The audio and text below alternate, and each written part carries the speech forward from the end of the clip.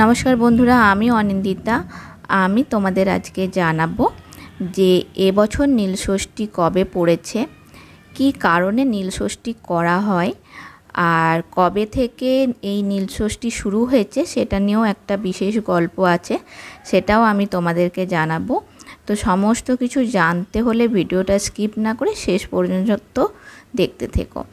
আর এখনও যারা আমার চ্যানেলটা সাবস্ক্রাইব করোনি তারা নিচে থাকা সাবস্ক্রাইব বাটনটা অন করে দিও আর পাশে থাকা বেল আইকনটা অল করে দিও, তাহলে আমি যখনই নতুন নতুন ভিডিও আপলোড করব তোমরা সাথে সাথে তার নোটিফিকেশন পেয়ে যাবে।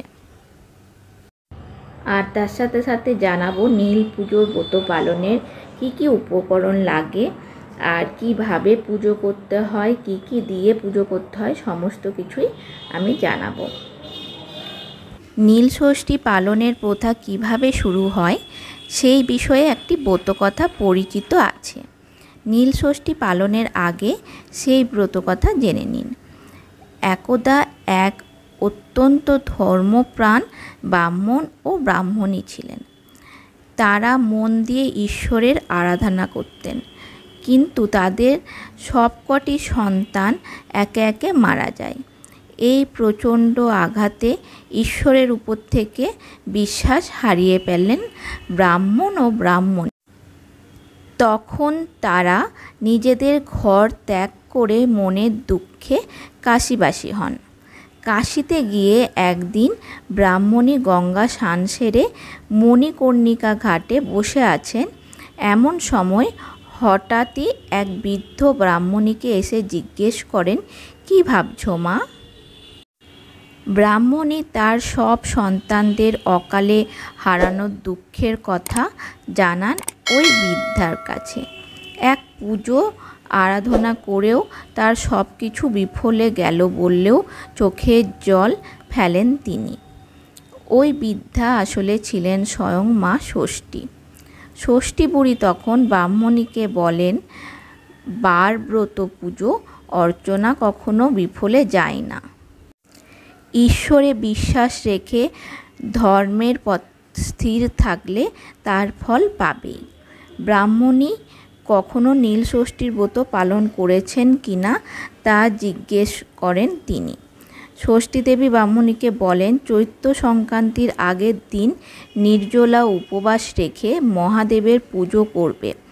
সন্ধেবেলা শিবের ঘরে বাতি জ্বালিয়ে তবেই জল খাবে। ষষ্ঠী বুড়ির কথা অক্ষরে অক্ষরে পালন করে ওই ব্রাহ্মণী ফের সন্তান লাভ করেন। সেই সন্তানের মঙ্গল কামনা করে নীলষষ্ঠী ব্রত পালন করে আসছে বাঙালি মায়েরাও, কারণ তারপর থেকে তার সন্তান সুন্দরভাবে সুস্থভাবে জন্ম নেয় আর বড় হয়ে ওঠে। এই বছর আগামী 14 এপ্রিল রবিবার পালিত হবে পয়লা বৈশাখ। তার আগের দিন 13 এপ্রিল শনিবার হলো চৈত্র সংক্রান্তি এবং তার আগের দিন 12 এপ্রিল 2024 সালের শুক্রবার হলো নীল ষষ্ঠী। সারাদিন ষষ্ঠীর উপবাস ও ব্রত রেখে সন্ধে লগ্নে শিবের মাথায় জল ঢালেন মায়েরা। প্রায় প্রতি বাড়ির বিবাহিত মহিলারাই এই দিন মূলত সন্তানের মঙ্গল কামনায় ব্রত পালন করেন। নীল পুজোর ব্রত পালনের জন্য গঙ্গা মাটি বা শুদ্ধ মাটি, বেল পাতা, গঙ্গার জল, দুধ, দই, ঘি, মধু, কলা, বেলের কাটা ও মহাদেবের পছন্দের কোনো ফুল নিবেদন করুন। শিবের পছন্দের ফুলগুলি হলো বেলপাতা, ধুতরা, আকন্দ, অপরাজিতা, কলকে প্রভৃতি ফুল শিবের প্রিয় বলে জানা যায়। তবে মহাদেব বেলপাতাতেই সবথেকে বেশি তুষ্ট হন।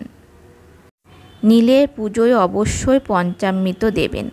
এই পঞ্চামৃত হলো দুধ, দই, ঘি, মধু ও চিনি। এর সঙ্গে একটু কালো তিল ও সিদ্ধি পাতা মিশিয়ে দিতে পারলে খুবই ভালো হয়। এছাড়া গঙ্গা জল, আকন্দ ফুল, ধুতুরো, নীল অপরাজিতা ও কাঁচা আম দিয়ে পুজো করুন। অনেকে বলে যে ছেলের মঙ্গল কামনায় শুধু নীল পুজো করে, কিন্তু সেটা সম্পূর্ণ ভুল ধারণা। ছেলে মেয়ে দুজনের মঙ্গল কামনায় সকল মায়েরা নীল পুজো করতে পারেন। মন্দিরে না গিয়ে যদি আপনি বাড়িতে পুজো করবেন মনে করেন, সেটাও কিভাবে করতে হয় আমি নেক্সট ভিডিওতে বলে দেব। তো আমার আজকের ভিডিওটা যদি তোমাদের ভালো লেগে থাকে, নিচে থাকা কমেন্ট বক্সে অবশ্যই কমেন্ট করে জানিও কেমন লাগলো। আর ভালো লাগলে অবশ্যই লাইক, শেয়ার আর সাবস্ক্রাইব করে দিও। আজকের মতো আমি এখানেই শেষ করলাম। পরের দিন হাজির হব নতুন আরেকটা ভিডিও নিয়ে।